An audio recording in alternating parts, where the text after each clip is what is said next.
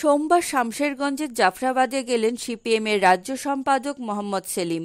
যুবনেত্রী মীনাক্ষী মুখোপাধ্যায় থেকে সিপিএমের জেলা সম্পাদক জামির মোল্লা। বাড়ি থেকে সশস্ত্র দুষ্কৃতীরা যেভাবে বাবা হরগোবিন্দ দাস এবং তার ছেলে চন্দন দাসকে মাঝ রাস্তায় কুপিয়ে খুন করেন তা নিন্দা করেন। মৃতেরা বাম সমর্থক হওয়ায় চন্দনের স্ত্রী পম্পা দাস এবং মাকে সান্ত্বনা দেন। তবে তারা এলাকা ছাড়ার পরই পুলিশ এবং যৌথ বাহিনী সরে যায়। সশস্ত্র বাহিনী এসে ফের হুমকি দিতে শুরু করে। পরে বাহিনী এলে তারা আমবাগানের দিকে পালিয়ে যায়। নতুন করে অশান্তির আশঙ্কায় প্রহর গুনছে জাফরাবাদ। এবং সেন্ট্রাল ফোর্সের কর্মীরা এই মুহূর্তে যারা আক্রমণ করেছিলেন সেই আক্রমণকারীদেরকে খোঁজার জন্য তল্লাশি কিন্তু এই মুহূর্তে জারি রয়েছে।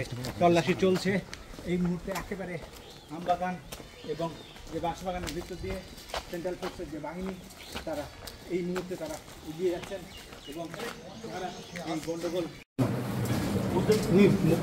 বন্ধ রাখো।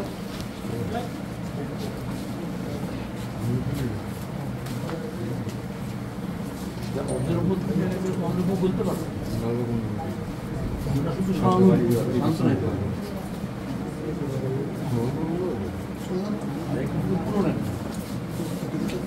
ঘর ভারী দোকান আগুন লাগিয়ে দিয়েছে, ঘরে লুটপাট ক্ষতি জীবনহানি যা হয়েছে সেগুলো সব বয়ান লিখুন একটা, না তো এটা ভুলিয়ে দেবে, লুকিয়ে দেবে।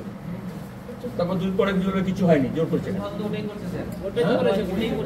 এটা তো জানাতে হবে। আর সেই বয়ানের মধ্যে লিখবেন পুলিশকে জানানোর পরে 4 ঘন্টা 5 ঘন্টা পরে তাহলে তাহলে কি হয় না, তাহলে ক্ষতিপূরণটা জোর হয়। প্রশাসনের মদতেই হয়েছে, নাহলে মনে হবে দুষ্কৃতীরা এসছে করে দিয়ে গেছে। দুষ্কৃতীরা করতে পারতো না যদি পুলিশ সঙ্গে সঙ্গে